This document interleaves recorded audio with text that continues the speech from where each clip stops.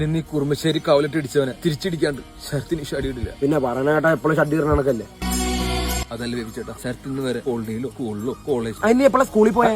അതിപ്പോ എങ്ങടെ മോനെ കൊണ്ടുവന്ന അപ്പൊ കോളേജിലാ? അത് പിന്നെ മെഡിക്കൽ കോളേജിൽ പോയി.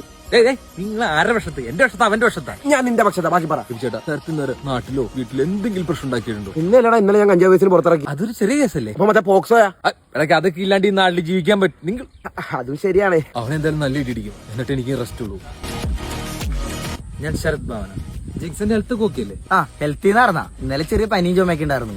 അതല്ല, എന്നെയാണ് എന്നാ കുറുമശ്ശേരി കവലയിട്ടതല്ലേ. ജിങ്സിനെ തിരിച്ചല്ലാണ്ട് ഞാൻ ഷഡിയിടലെന്ന് പറഞ്ഞു തുടങ്ങിയാലോ? അയ്യോ ചേട്ടൻ ആള് മാറി. എന്റെ ചേട്ടന ജിംസൺ, ഞാൻ ജെയ്സൺ, ഞങ്ങൾ ടിൻസാ. അന്ന് നീ പോയി നിന്റെ ചേട്ടൻ വിളിച്ചിട്ടുണ്ടോ? ചേട്ടൻ മരിച്ചിട്ട് 3 ദിവസമായി. അപ്പൊ ഇനി ഞാൻ അങ്ങനെ ഷഡിയിടും? എനിക്കറിയാൻ വയ്യ. കാര്യം ചെയ്താൽ നമുക്കൊന്ന് കോണ കിട്ടാലോ? നമ്മളൊക്കെ ആണുങ്ങളാ, പറഞ്ഞ വാക്കിന് വില വേണം. മോദേരന്റെ നാട്ടുകാരാ ചോദിച്ചു. ജിങ്സിന്റെ ബോഡി കിട്ടും, അതുമൊന്നും ഇടിക്കാൻ. എന്നാലും എനിക്ക് ഷഡിയിടാൻ പറ്റുള്ളൂ. ഇനിയിപ്പോ ബോഡി വേണമെന്ന് നിർബന്ധമാണെങ്കിൽ അഴയില അമ്മൂമ്മയുടെ ബോഡി മാത്രമേ ഉള്ളൂ. അസ്ഥെങ്കിലും കിട്ടും. ഞാൻ ഇട്ടിച്ചോണ്ട് അറിയാണ്ട് പറയുകയും ചെയ്ത് ഷഡിയിടില്ല. നീ വന്നേ കൊല്ലൂടാ. ശരത്തെ, നീ വിഷമിക്കാതിരിക്കും. ബേബി ചേട്ടാ ശരിയാക്കി തരാം. ഓക്കെ, നിക്ക്.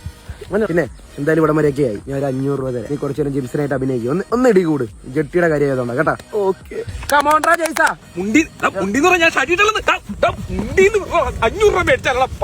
ഇതിപ്പോ ഉള്ളതും കൂടെ നാറാനുള്ള. മഹേഷേ, നീ ഇടി കൂടിയിട്ട് വാ, ഞാൻ ഭാവനെ കാണും.